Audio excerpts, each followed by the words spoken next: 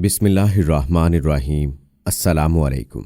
इल्म की बात चैनल देखने वालों को राव कमर रिजवान नई वीडियो में खुशामदीद कहता है।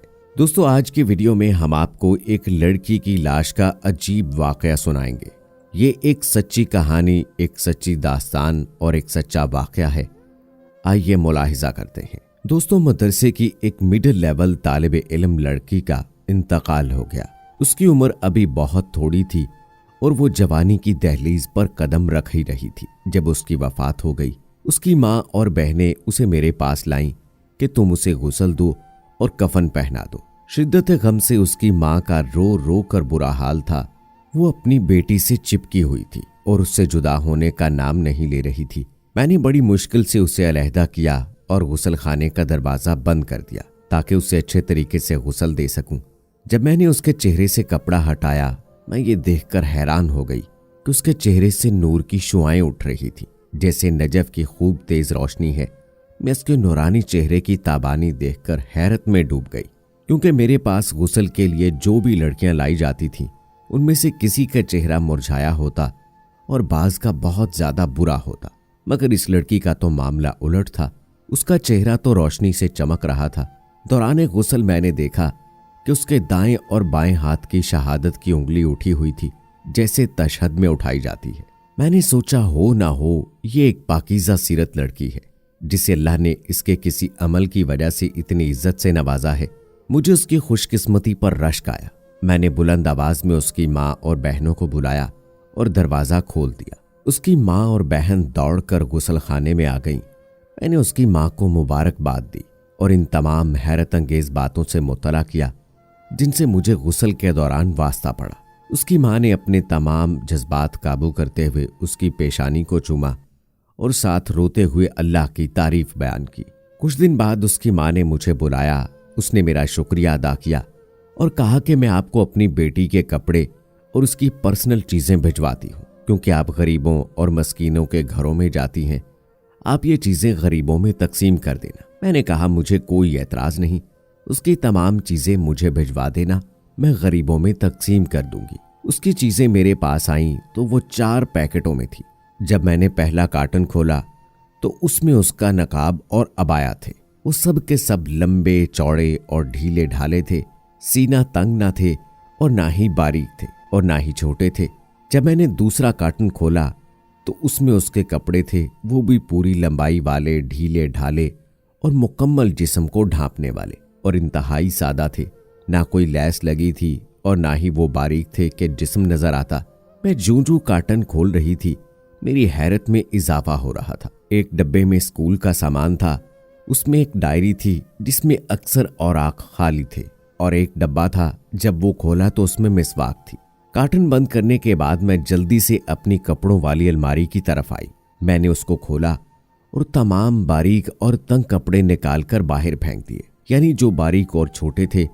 और फिर मैंने अपने आप से वादा कर लिया कि मैं भी आज के बाद ढीले ढाले कपड़े पहनूंगी, जैसे ये लड़की पहना करती थी। मैंने उसकी डायरी को अपने पास रख लिया कि मैं उसमें अपने लेक्चर लिखा करूंगी जो इस लड़की के लिए सदका जारिया बन जाएंगे। मैंने फिर उसकी माँ को फ़ोन किया और मॉडर्न दौर में भी अपनी बेटियों को मुकम्मल इस्लामी कपड़े पहनाने पर मुबारकबाद दी। उसकी माँ ने कहा कि उसकी बेटी में एक और भी खूबी थी, उसका दिल हर वक्त नमाज में लगा रहता था। जब भी मौज़न अजान देता, वो सारे काम काज छोड़कर अपने रब के यहाँ सजदा करती। दोस्तों, ये वाकया उन बहनों और बेटियों के लिए हौसला अफजाई का सामान है जो ज़माने को खुश करने के बजाय अपने परवरदिगार को खुश करने के चक्कर में रहती हैं और शरीयत के असूलों के मुताबिक जिंदगी गुजारती हैं और बारीक लिबास नहीं पहनती हैं, मुआशरे की नज़र में अच्छा बनने के लिए, और अपने रब को नाराज नहीं करती हैं। और उनके लिए नसीहत भी है कि वो भी अपनी जिंदगी को इस्लामी तरीकों के मुताबिक बसर करेंगी तो ही अल्लाह इसका अजर अता करेगा और इस तरह अल्लाह पाक भी राजी हो जाएगा और आखिरत भी संवर जाएगी। दोस्तों, आजकल के मुआशरे पर नजर दौड़ाएं और अपने गिरेबानों में देखें और अपने घरों में देखें। आजकल अपने मुआशरे में, अपने गली मोहल्ले में देखें कि हमारे हालात कैसे हैं। आजकल हमारे मुल्क की औरतें कैसे लिबास पहनती हैं। आजकल हमारे मुल्क में औरतों का लिबास कैसा है। यकीन कीजिए, हमने मौत को भुला दिया है। हम नमाजों की पाबंदी नहीं करते, हम इस्लाम को कहीं दूर छोड़ आए हैं। हम शरीयत को कहीं दूर छोड़ आए हैं। हम पैरवी किसकी करते हैं? यूरोप की, अंग्रेजों की, कुफार की। आज का मुस्लिम मुआशरा इन तमाम बुराइयों में मुलव्वस हो चुका है जिसको हम क़यामत की निशानी से ताबीर कर सकते हैं। मुस्लिम कौम की बेटियों का लिबास, उनकी मखलूत तालीम, उनका आज़ादाना पार्कों और रक्स गाहों की सैर करना, कॉल सेंटरों और ऑफिसों में नौजवान लड़कों के साथ बिला तामुल जॉब करना, मोबाइल फ़ोन और नेट का गलत इस्तेमाल, नीम उरिया लिबास ज़ेबे तन करना, यूनिवर्सिटियों में मुख्तलिफ कोर्सों में दाखिले लेना, हर तरह के मुसाबके और डिबेट में खुलकर शिरकत करना, बाजारों और दुकानों में आज़ादाना घूमना आज के मुस्लिम प्रोफेशनल घरानों की बहन बेटियों का एक आम रवैया हो चुका है। और इनके सरपरस्तों को ये खबर नहीं कि आखिर इनकी इज्जत खैर आफियत में है या नहीं, बल्कि इसके बरक्स उनकी नाम नेहाद दीनीवी तरक्की और नौकरी से मजीद खुशो खुर्म नजर आते हैं। आज अगर हम सरसरी जायजा लें तो मालूम हो जाएगा कि हर जगह लड़कों से ज्यादा नौजवान लड़कियों का हजूम है।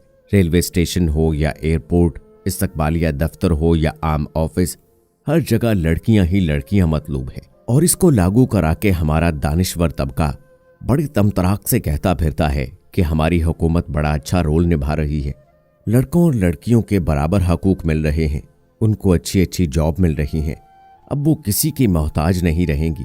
पूरी इंसानियत इस तामीर और तरक्की की अनोखी मिसाल दे रहा है। ये है गैरत का फुकदान। इसमें किसी शक व शुबे की गुंजाइश नहीं कि मज़हब इस्लाम की तालीमात फितरत के ऐन मवाफिक है। इस्लाम ने औरतों को जो मकाम व मर्तबा अता किया है, इस तरह की नज़ीर और मिसाल न किसी दीनीवी मज़ाहिब में है और ना ही मिल सकती है। सूरह अज़ाब में मज़हब इस्लाम औरतों को मुखातिब करके अल्लाह ताला फरमाता है, यानी औरतों का ठिकाना और उनकी पनाहगाह घर की चार दीवारी है। यही वजह है कि बड़े ताकीदी अंदाज में बसीग़ा अमर मुखातिब किया गया कि तुम अपने घरों में करार पकड़ो और जाहलियत की तरह मुजाहिरा ना करो। गोया कि वो अल्लाह जिसने अपनी मखलूक़ात को पैदा किया है, वो अच्छी तरह उनकी मसलहतों को जानता है कि कौन सी चीज़ उन औरतों के लिए ज़्यादा मुनासिब हो सकती है, घर की चार दीवारी या बाजारों में दंदनाते फिरना। लेकिन आज मामला इसके बरक्स है। आज औरतें घरों से ज़्यादा बाहर दिखाई देती हैं और इस पर मजीद कि अगर कोई खातून पर्दे का एहतमाम करती है तो उसका मजाक उड़ाया जाता है और ये कहा जाता है कि ज़रा भी मॉडर्न नहीं, ज़रा भी तहजीब व सकाफत का ख्याल नहीं। और जो लड़कियां बेपर्दा घूमती फिरती हैं उन्हें सबसे ज़्यादा मॉडर्न और जदीद तस्वुर किया जाता है। क्या मर्दों के शाना बशाना चलना, मर्दों जैसा लिबास ज़ेबे तन करना, मर्दों जैसी चाल ढाल इख्तियार करना, बाजारी महफिलों और दीगर किस्म की तकरीबात में शिरकत करना, यही सबसे बड़ी तरक्की है? यही आज़ादी निस्वां है?